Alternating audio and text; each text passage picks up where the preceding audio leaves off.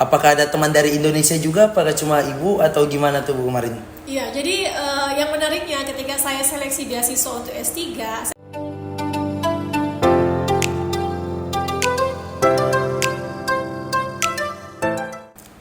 Assalamualaikum warahmatullahi wabarakatuh. What's up guys? Welcome to Kursi Kevin Season 2 episode 1 dengan tema Coffee Morning bersama Kak Prodi Menyapa.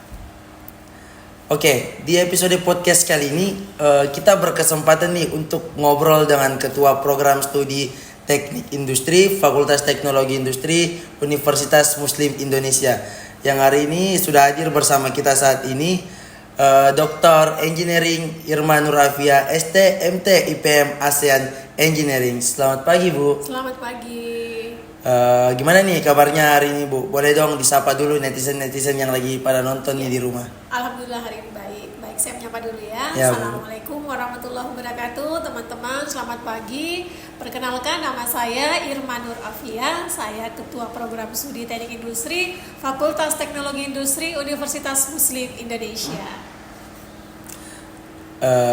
Itu tadi Kak Prodi kita sudah menyapa. Nah, nggak perlu berlama-lama nih, nggak perlu terlalu berlarut-larut. Mungkin kita mulai dulu dari latar belakang akademis Ibu. Pasti mahasiswa banyak yang bertanya, Kak Prodi kita sekarang tuh latar belakang akademisnya kemarin kuliah di mana sih? S1-nya di mana? S2-nya di mana? S3-nya juga di mana? Mungkin bisa dijelaskan dari Ibu dulu. Oke, baik teman-teman, untuk latar belakang pendidikan saya menyelesaikan S1 tahun 2008 dari Teknik Industri Universitas Hasanuddin. Kemudian saya menyelesaikan program S2 dari Teknik Industri Institut Teknologi 10 November Surabaya tahun 2012. Dan saya menyelesaikan program S3 doktoral di Kyushu University di Jepang tahun 2016. Tapi sebelum saya masuk S3, saya juga menempuh program summer school di kampus saya di Jepang di Kyushu University. Ternyata perjalanan kampus Ibu itu S1, S2, S3 itu termasuk kampus-kampus yang bisa dibilang akreditasinya itu tinggi ya Bu? Ya, alhamdulillah. Alhamdulillah. Nah, Ibu kan tadi bilang sebagai alumni di Kyushu University itu yang ada di Jepang. Sebagai alumni Kyushu University yang di Jepang tuh Bu, kalau nggak salah Ibu ngambil ergonomi ya Bu? Betul, ergonomi juga. Ergonomi juga. Di sana ngambil doktor. Betul. Dokter. Nah, kalau itu Ibu menempuh pendidikan di sana tuh tahun berapa sih Bu? Terus apa yang membuat Ibu bisa tertarik di negeri Sakura itu? Iya. Nah, jadi setelah saya selesai S2 dari ITS Surabaya, saya berpikir saya mau kemana nih teman-teman. Dan waktu itu memang niat saya untuk sekolah itu sangat besar. Jadi ketika saya mengambil S2, saya sudah memiliki visi untuk kehidupan saya 5 hingga 10 tahun mendatang. Jadi waktu itu saya berpikir setelah S2 saya harus melanjutkan pendidikan S3. Tapi waktu itu saya merasa bahwa untuk lanjut S3 harus punya beasiswa kan, beasiswa luar negeri. Dan alhamdulillah setelah saya selesai S2 ada tawaran program dari Kyushu University tentang summer school. Jadi summer school ini adalah sebuah kursus singkat yang dilaksanakan oleh sebuah universitas di Jepang dan memberikan kesempatan untuk kita bisa belajar singkat terkait dengan apa yang ada di kampus tersebut. Dan waktu itu saya mengikuti seleksi, alhamdulillah lulus mendapatkan beasiswa summer school dari pemerintah Jepang. Dan di saat yang sama saya mengutarakan niat saya untuk masuk S3. Akhirnya diberikan ruang untuk mengikuti ujian masuk oleh profesor saya, calon profesor waktu itu. Dan alhamdulillah setelah mengikuti ujian masuk saya keterima sebagai mahasiswa S3. Dan di saat yang sama saya juga tetap meng-apply beasiswa. Waktu itu ada beasiswa dari Dikti tentang beasiswa unggulan luar negeri. Dan alhamdulillah saya lolos dan itulah yang membawa saya bisa masuk S3 di Kyushu University. Berarti Ibu tuh di sana ada dapat beasiswa dari pemerintah ya Bu? Betul. Itu daftar di Kyushu University itu persaingannya emang ketat apa gimana sih Bu? Iya, jadi kalau untuk dari segi persaingan sebenarnya mungkin kita bahas dulu persaingan untuk mendapatkan beasiswa ya. Jadi waktu summer school itu saya mendapatkan beasiswa dari pemerintah Jepang. Nanti nanti di S3 baru beasiswa dari pemerintah Indonesia. Tentu dari segi ketika mau mendapatkan beasiswa kompetisinya itu pasti lebih luas ya. Dimana kita harus tentu berhadapan dengan orang-orang yang memiliki visi yang sama dengan kita. Mereka juga pengen dapat beasiswa. Jadi waktu itu yang saya persiapkan adalah tentu kemampuan berbahasa asing. Ini yang memang sudah saya persiapkan sejak saya lulus S1. Jadi kayak udah prepare. Saya sudah prepare untuk selalu kursus TOEFL. Waktu itu kan masih standarnya masih TOEFL ya, sekarang sudah wajib IELTS. Waktu itu saya selalu untuk kursus TOEFL, selalu try out TOEFL, dan alhamdulillah itulah yang menjadi kekuatan bisa lolos gitu ya. Dan memang untuk mendapatkan beasiswa itu yang terpenting adalah pertama dari segi kemampuan berbahasa asing dan apa yang sudah kita punya gitu. Ketika kita mau mendaftarkan beasiswa untuk S3, ya kita harus tahu apa yang mau kita lakukan di S3 nanti, proposal penelitian kita seperti apa, dan alhamdulillah itu yang saya berusaha punyai. Karena bagi saya ketika sudah mau kompetisi beasiswa ya tentu saya harus memiliki kekuatan yang lebih hebat gitu ya. Alhamdulillah semuanya berjalan dengan baik, lolos dan bisa selesai gitu kuliahnya. Jadi ini Ibu kemarin dapat beasiswa itu, apakah ada teman dari Indonesia juga, apakah cuma Ibu atau gimana tuh Bu kemarin? Iya, jadi yang menariknya ketika saya seleksi beasiswa untuk S3, saya kenalan dengan beberapa orang yang keterimanya satu batch dengan saya. Waktu itu ada teman saya yang keterima di Jerman dan satunya lagi keterima di Inggris gitu. Dan sampai di Jepang, waktu itu saya memikir bahwa mungkin sangat sedikit mahasiswa Indonesia. Ternyata di sana banyak sekali mahasiswa Indonesia, bahkan banyak mahasiswa dari Makassar yang membuat saya pribadi merasa tidak kehilangan atmosfer dari Indonesia ya. Dan itu yang bagi saya melihat bahwa kebersamaan kita mahasiswa Indonesia, terlebih lagi orang-orang yang ternyata sama-sama dari Makassar, yang membuat kita lebih betah dan semangat untuk kuliah gitu. Nah, kalau otomatis kalau di Jepang itu sama Indonesia pasti dari segi makanan nih, dan makanan terus dan pokoknya lain-lain tuh mungkin pasti kayak berbeda ya Bu. Betul. Nah, waktu Ibu di Jepang nih, apa sih yang Ibu rindukan dari kampung halaman Ibu Indonesia? Iya, jadi ketika pertama kali tinggal di Jepang dalam waktu yang lama, tentu yang menjadi hal yang krusial adalah bagaimana kita menghadapi culture shock ya. Culture shock yang pertama tentu lingkungan ya, lingkungan. Kemudian bahasa, dan yang ketiga makanan. Nah, kalau dari segi bahasa tentu ketika sebelum saya ke Jepang, saya mengambil sedikit kursus-kursus bahasa Jepang. Yang di pikiran saya apa yang saya ucapkan itu bisa dimengerti dan orang lain ucapkan bisa saya mengerti. Ternyata ketika sampai di sana berbeda sekali pengucapan kita orang Indonesia dan ketika kita mendengar orang Jepang asli, itu culture shock yang pertama. Kemudian makanan. Nah, ini yang paling penting. Kita tahu bahwa kita di Indonesia kita sudah terstandarisasi tentang makanan halal kan ya. Dan sesampai di sana tidak pernah ada, maksud saya ketika saya datang belum ada klaim ini makanan halal. Yang diklaim adalah ini Muslim friendly, aman untuk Muslim. Jadi memang kembali ke kitanya, bagaimana kita memahami konsep makanan halal itu sendiri. Mungkin teman-teman berpikir ayam, kalau kita di Indonesia ayam itu makanan halal ya, karena sudah secara standarnya disembelih dengan proses Islam. Tapi ketika di sana bagaimana proses sembelihnya, dan alhamdulillah itu yang tetap kita pertahankan, bagaimana tetap mengedepankan konsep halal dalam memilih makanan dan sekarang ketika saya kembali ke Indonesia, di UMI itu sendiri industri halal menjadi sebuah topik yang dikedepankan dalam hal penelitian gitu ya. Karena memang kita di teknik industri juga tentu berpikir bagaimana untuk menghidupkan industri halal dan kita memahami bagaimana sistem industri yang berbasis halal gitu. Ya Bu. Nah, waktu Ibu di Jepang itu kan kok enggak, maksudnya kenapa tidak lanjut kerja di sana? Kenapa harus memilih Indonesia lagi Bu untuk kerja? Apakah memang kemarin Ibu ada panggilan kerja di sana juga, atau menurut Ibu lebih nyaman di Indonesia atau gimana Bu? Ya, jadi memang sebuah kewajiban sebagai penerima beasiswa dari pemerintah untuk kembali mengabdi ke Indonesia.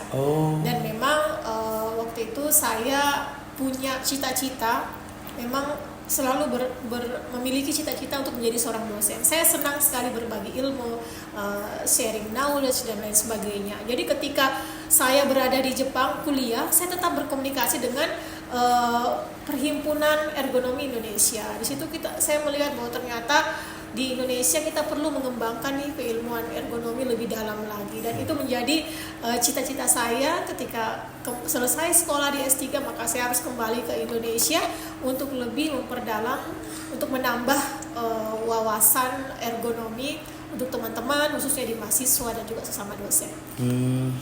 Jadi kayak begitu ya Bu, kalau kita dapat beasiswa dari pemerintah, mau tidak mau kita harus kembali lagi ke Indonesia. Ya, betul. Kalau seumpama nih Bu, kita mau stay di Jepang, apakah ada konsekuensi yang diberikan atau gimana Bu? Iya, kita pasti kena penalti dong, karena harus mengembalikan dana yang telah diberikan kepada kita. Semua itu Bu, dari awal sampai akhir. Iya. Jadi memang harus kita kembali, dan sebelum berangkat kita menandatangani kontrak untuk kembali mengabdi ke Indonesia. Nah, Ibu ini kan bisa dibilang juga sebagai wanita karir nih Bu. Selain menjadi dosen, Ibu juga menjadi ibu rumah tangga. Itu kan termasuk kayak pekerjaan-pekerjaan yang cukup menyibukkan lah untuk Ibu. Bagaimana sih Ibu bisa membagi waktu atau meng-manage waktu Ibu sehingga bisa menjadi dosen, menjadi ibu rumah tangga untuk anak-anak Ibu? Iya. Jadi terkait dengan aktivitas sehari-hari, alhamdulillah bagi saya yang terpenting adalah bagaimana kita manage waktu kita ya. Tentunya kalau kita mau bisa masuk kampus lebih awal, kayak kita di prodi kan harus tentu lebih awal lagi ya, kita harus mempersiapkan apa yang harus dipersiapkan di rumah lebih awal juga gitu ya. Jadi kalau sehari-hari seperti biasa, sebelum ke kampus saya mengantar anak ke sekolah, kemudian beraktivitas di kampus, pulang kampus tentu jemput anak dan kembali beraktivitas di rumah. Jadi sebisa mungkin pekerjaan-pekerjaan yang ada di kampus selesai dulu supaya di rumah kita kembali fokus ke keluarga gitu ya. Dan memang kita sebagai seorang perempuan, bahwa sesibuk-sibuknya kita tetap juga harus mampu memiliki waktu yang berkualitas dengan keluarga. Jadi kayak gitu ya Bu. Memang jadi seorang ibu tuh tidak mudah ya Bu. Ya, sangat-sangat melelahkan. Tapi kalau udah ketemu keluarga, lelahnya hilang ya Bu. Iya, dan alhamdulillah kalau saya melihat di teknik industri itu bagaimana kita silaturahim dan bagaimana kekeluargaan antar dosen, bahkan dosen dan mahasiswa. Kalau sekarang ini mungkin teman-teman tahu, kita sering lari bareng ya, mahasiswa teknik industri, alumni teknik industri, dan itu bagi saya suatu bentuk kita saling mensupport ya, saling mengenal lebih dalam, bahwa meskipun kita sibuk di pekerjaan, tapi jangan lupa ada waktu-waktu yang harus memiliki kualitas yang tinggi antara kita dengan keluarga dan juga kita sebagai makhluk sosial. Kayak pokoknya kita harus stay safe and stay healthy juga ya Bu. Betul. Nah, pertanyaan yang banyak nih dipertanyakan sama mahasiswa-mahasiswa nih Bu. Kira-kira apa sih perbedaan mahasiswa dulu sama mahasiswa sekarang yang dari Ibu ya, penglihatan Ibu? Iya, jadi saya menjadi mahasiswa itu tahun 2004. Tahun 2004. Itu S1 ya Bu? S1. Yang saya melihat perbedaan adalah persoalan komunikasi. Ya, jadi dulu kita kan belum, handphone ada tapi belum berupa smartphone. Jadi untuk berkomunikasi lewat SMS ya.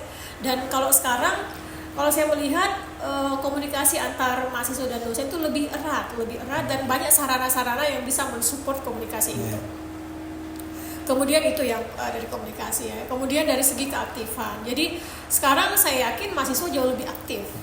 Jauh lebih aktif kenapa? Karena sumber informasi bisa didapatkan dari mana saja. Contoh, lomba-lomba yang diselenggarakan oleh universitas lain atau misalnya dari pemerintah itu bisa kita akses dengan mudah, yang memudahkan kita untuk mempersiapkan lebih dalam lagi. Kalau ketika saya dulu informasi tersebut ada, tapi kita yang harus mencari secara lebih aktif lagi. Kalau sekarang saya melihat sarana ya, dari segi sistem informasi, kemudian komunikasi bagi saya sangat berbeda dengan ketika saya ke S2, ketika saya masih S1 dulu.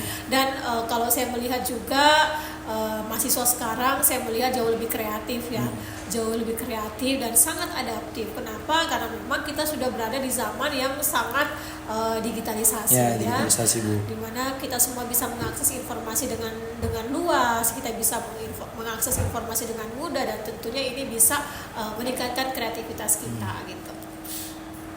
Jadi pokoknya kalau mahasiswa sekarang itu Bu, apa-apa serba instan ya Bu. Betul. Instan. Sedangkan mahasiswa dulu tuh masih digitalnya tuh masih kayak agak kurang. Iya, jadi kalau kayak misalnya ya, saya di rumah gitu ya, di kos dan butuh komunikasi dengan dosen. Jadi ketika saya mau menghubungi dosen itu, saya memeriksa kembali cocok nggak ya apa yang saya ketik ini. Dan itu kita berpikir cocok nggak jamnya. Kalau sekarang kan kalau kita mau hubungi dosen ya kita sisa WhatsApp. Yang penting kita sampaikan dengan bahasa yang sopan ya. Maaf Bu mengganggu misalnya, itu bagi saya itu sudah oke. Tapi ketika zaman saya dulu mau menghubungi dosen sekalipun itu butuh apa ya, persiapan yang sangat bagus ya. Supaya teman kira-kira sudah bagus nggak bahasanya seperti itu. Itu aja sih yang kalau saya lihat. Sebenarnya kita juga sebagai saya nih mahasiswa sekarang ya Bu, kita juga kalau mau ngechat dosen tuh lihat jam juga Bu, lihat jam apakah ini mengganggu. Lihat jam kerja, jam kesibukan, takutnya mengganggu dosennya risih sama kita Bu. Kita juga harus pokoknya tahu menempatkan diri lah. Betul. Kan nih Bu, dari teknik industri itu termasuk jurusan pertama di Fakultas Teknologi Industri. Kalau boleh tahu nih Bu, sampai sekarang alumni dari teknik industri itu jumlahnya sudah berapa? Kalau boleh tahu Bu. Sampai ke wisuda periode kedua tahun 2023 kemarin bulan Agustus, kita sudah memiliki nomor alumni 3.535. Jadi memang program studi teknik industri ini yang sudah membersamai Fakultas Teknologi Industri sejak terbentuk tahun 1987. Dan ini memperlihatkan bahwa dari jumlah alumni kita sudah memperlihatkan bagaimana sebaran alumni prodi teknik industri di luar sana, gitu ya. Jadi alumni kakak-kakak kita ini Bu, kebanyakan sekarang kerja di mana sih Bu kantornya? Ya kalau teman-teman melihat bagaimana yang ada di Instagram ya, kita selalu men-share ya bagaimana pencapaian alumni. Alhamdulillah, itulah yang kita sebut bahwa teknik industri itu adalah ilmu yang sangat luas ya. Bisa diaplikasikan di mana saja. Umum ya Bu. Umum. Dan juga di mana alumni ada yang bekerja di perusahaan manufaktur, perusahaan pertambangan ya. Dan ada juga di jasa, hotel, bahkan yang paling penting adalah banyak alumni kita yang menjadi seorang entrepreneur.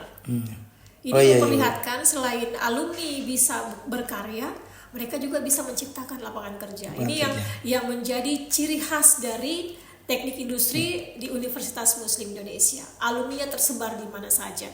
Beberapa minggu yang lalu saya hadir di Minggu Sehat bersama alumni FTI, dan saya bertemu di situ dengan kakak-kakak alumni teknik industri. Saya melihat luar biasa sebaran alumni. Ada yang bergerak di bidang pemerintahan ya, bekerja sebagai ASN, di perusahaan, sebagai seorang entrepreneur, jasa dan lain sebagainya. Ini yang menjadi kebanggaan kita ketika kita menyebut teknik industri UMI, kita sudah bisa menempatkan diri bahwa sebaran alumni kita itu sudah jauh lebih banyak dibandingkan prodi-prodi yang lain. Itu dikarenakan teknik industri itu bukan mencakup satu doang, dia itu umum, bisa kerja di bank, bisa kerja di pabrik, perusahaan, pokoknya tempat pekerjaan itu bisa dibilang luas ya Bu. Jadi itu yang menarik teknik industri, banyak pendaftarnya ya Bu. Betul, alhamdulillah. Apa nih Bu harapan untuk mahasiswa sekarang, yang kan mahasiswa sekarang itu kadang ke kampusnya kadang telat atau kurang memanage waktu, pokoknya apa harapan Ibu untuk mahasiswa sekarang nih Bu? Iya, harapan saya kepada seluruh mahasiswa adalah menjadi seorang mahasiswa di dalam kurun waktu 3,5 tahun sampai 4 tahun merupakan kesempatan untuk kalian mengembangkan diri ya, mengubah karakter-karakter yang mungkin masih terbawa, masih siswa sebagai di SMA. Jadi harus mengalami pengembangan atau perkembangan ketika menjadi seorang mahasiswa. Belajar untuk manajemen waktu, belajar untuk memperdalam keilmuan teknik industri, dan juga tentu belajar berorganisasi sehingga ketika sudah selesai nanti memiliki skill yang bisa bersaing di skala nasional maupun di skala internasional. Oke. Nah, harapan Ibu sendiri nih, Ibu sebagai Kaprodi Teknik Industri, apa harapan dan tujuan Ibu untuk teknik industri ke depannya? Iya, harapan saya kepada teknik industri tentu yang utama adalah kita bisa mencapai akreditasi yang unggul. Insya Allah tahun 2025. Amin. Tentunya ini membutuhkan dukungan, support dari segala aspek, dari segi mahasiswa, dosen, alumni, pengguna. Dan yang paling dekat dengan kami adalah mahasiswa. Bagaimana kalian bisa membawa nama prodi, bisa mengharumkan nama prodi di skala nasional dan utamanya di skala internasional. Saat ini dosen-dosen aktif ya, sangat aktif dalam mendukung mahasiswa di agenda-agenda kompetisi nasional maupun internasional. Manfaatkan itu. Pintu ruangan dosen selalu terbuka jika ada mahasiswa yang ingin berkonsultasi atau jika ingin ikut kompetisi. Silakan memanfaatkan masa-masa kuliah ini sebagai pengembangan diri secara pribadi, dan juga kelak kalian lulus dari Teknik Industri UMI, kalian menyimpan kenangan yang berharga karena turut serta dalam mengharumkan nama Teknik Industri dan juga mendukung peningkatan akreditasi kita insya Allah di tahun 2025 nanti. Amin. Oke, satu lagi nih Bu, harapan di Teknik Industri itu kan mempunyai himpunan mahasiswa Teknik Industri. Harapan untuk HMT ini untuk kedepannya apa Bu? Ya, yang selalu saya sampaikan ke HMTI adalah kalian adalah HMTI merupakan rumah tempat mahasiswa-mahasiswa bernaung ya. Ya, kalian yang harus mampu mewadahi mahasiswa agar bisa menyuarakan aspirasinya, agar bisa menjadi jembatan untuk mahasiswa-mahasiswa lain mengikuti kompetisi-kompetisi dan tentunya memiliki agenda-agenda atau program-program kerja yang bisa mendukung peningkatan program studi ya. Jadi kalau apapun kegiatan dari program studi kita saling support, tentunya prodi juga akan mensupport segala kegiatan mahasiswa. Yang terpenting adalah kita memiliki visi dan misi yang sama untuk memajukan dan mengharumkan nama program studi Teknik Industri. Oke, baik. Itu pesan-pesan untuk HMT ya Bu. Dari Ibu nih, apa ada tips-tips untuk mahasiswa untuk bisa lebih meng-manage waktu, terus membangun jaringan sosial yang baik antara dosen dan kita sebagai mahasiswa? Kan tidak bisa dipungkiri mahasiswa-mahasiswa sekarang juga itu kadang telat masuk kelasnya Bu, kadang-kadang macet lah dan apalah. Mungkin bisa Ibu bagaimana tips-tips untuk mahasiswa bisa kedepannya lebih baik lagi Bu? Iya. Mungkin kalian bisa belajar untuk kembali lagi ya manajemen waktu kalian bagaimana, utamanya jam bangunnya ya. Terlambat kita memulai hari pasti terlambat semua aktivitas ya. Itu yang saya mau sampaikan, bahwa kalau saya terlalu banyak juga teori-teori manajemen waktu nanti sia-sia. Yang ingin saya sampaikan, tekankan adalah perbaiki jam ketika memulai hari. Memulai hari lebih awal tentu semuanya akan dimulai lebih awal juga. Semua harus, pokoknya kita harus dari sekarang meng-manage waktu, bangun subuh, sholat ya. Pokoknya mulai dari, kalau kita sudah bangun subuh itu otomatis kita akan bangun terus apa-apa tidak akan terlambat kan Bu? Iya. Betul. Mungkin tidak terasa nih Bu, kita sudah ada di penghujung acara.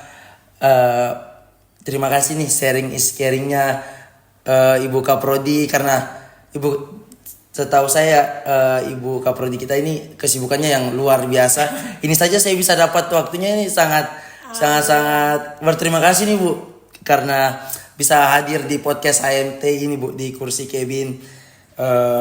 Terima kasih juga kepada bidang Infokom. Saya sendiri juga bidang Infokom. Terima kasih karena telah melancarkan jalannya podcast ini. Dan terima kasih juga buat para penonton nih yang telah mendengarkan episode kali ini ya. Kalau kita ada salah kata, mohon dimaafkan. Soalnya keburukan itu datangnya dari manusia dan kesempurnaan itu datangnya dari Allah Subhanahu wa taala. Ingatlah untuk selalu belajar dan berkembang, karena tidak ada cara yang terbaik tapi selalu ada cara yang lebih baik. Jayalah HMT, jayalah 091. Sampai jumpa di episode selanjutnya. Bye bye.